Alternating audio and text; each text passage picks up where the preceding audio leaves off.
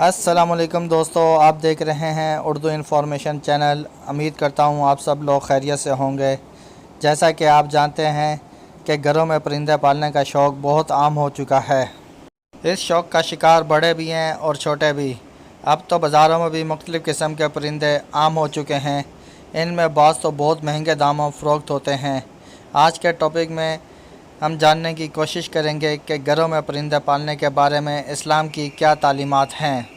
ख़ास तौर पर कबूतर के बारे में जानने की कोशिश करेंगे कि इसको घर में पालना कैसा है और अहदीस नबी सल्लल्लाहु अलैहि वसल्लम ने इसके बारे में क्या कहा गया है। आगे बढ़ने से पहले अगर आपने हमारा चैनल सब्सक्राइब नहीं किया तो सब्सक्राइब कर लीजिए और बेल आइकॉन के बटन को भी प्रेस कर दीजिए। दोस्तों, उलमा और फुक़हा के नज़दीक घर में परिंदे पालना जायज़ है, पर शर्त यह है कि इनकी ग़िज़ा सर्दी, गर्मी और बारिश से हिफाजत का बंदोबस्त किया जाए और इनको किसी भी किस्म की तकलीफ़ ना पहुँचे, क्योंकि जब आपने इनको अपने कब्ज़े में बंद किया है तो ये आपकी ज़िम्मेदारी है कि आप इनकी खुराक, इनकी रहाइश और इनकी ज़रूरियात का ख्याल रखें। अगर आप इनका ख्याल नहीं रखेंगे तो फिर आप गुनाहगार हो जाएंगे। अहादीस मुबारका की रोशनी में कबूतर, तोता, चिड़िया या कोई भी पालतू परिंदा रखने में कोई हर्ज नहीं। दोस्तों, अबू दाऊद ने हज़रत अब्दुल्ला रज़ी अल्लाह ताला अन्हु बिन मसूद की रवायत करदा एक हदीस में कबूतर का ज़िक्र किया है, जिसमें कबूतर अल्लाह के रसूल सल्लल्लाहु अलैहि वसल्लम के सर मुबारका पर मंडला रहा था और अपनी ज़बान में शिकायत कर रहा था कि किसी ने इसके घोंसले से अंडे उठा लिए हैं।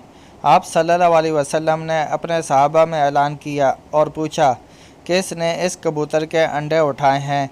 एक सहाबी ने अंडा उठाना कबूल किया तो इन्हें हुक्म दिया गया कि वो घोंसले में अंडे वापस रख दे।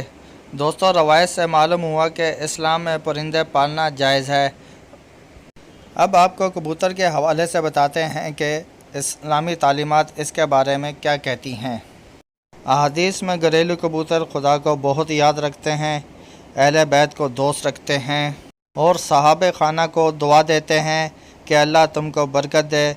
किसी शख्स ने आप सल्लल्लाहु अलैहि वसल्लम से तन्हाई की शिकायत की तो आप सल्लल्लाहु अलैहि वसल्लम ने फरमाया कि एक जोड़ा कबूतर का पाल ले। हज़रत जाफ़र रहमतुल्लाह फरमाते हैं कि कबूतर पैगंबरों के परिंदों में से हैं। कबूतर घर में रखो क्योंकि हज़रत नूह अलैहिस्सलाम ने इसको पसंद किया है और दुआ दी है कि किसी परिंदे पर इतना प्यार नहीं आता जितना कबूतर पर आता है। आपने फरमाया, जिस घर में कबूतर हो उस घर के रहने वाले जिन्नों की आफत से महफूज रहेंगे, क्योंकि जिन्नों के बच्चे भी घरों में खेलते हैं और जिस घर में कबूतर होते हैं वो उनकी तरफ मशगूल हो जाते हैं और आदमियों की तरफ मतवज्जा नहीं होते। इसी तरह एक और रवायत में आता है कि कबूतर का जो पर जड़ता है वो शैतान की नफ़रत और भागने का सबब बनता है। दोस्तों, इससे यह बात साबित होती है कि कबूतर का घर में पालना बरकत है। और जैसा कि हदीस में आया है कि आप सल्लल्लाहु अलैहि वसल्लम ने सहाबी को घर में कबूतर पालने का बोला है, तो इससे यह बात साबित होती है कि कबूतर पालने में खैर है। दोस्तों, अंजील में भी इस परिंदे का ज़िक्र मिलता है।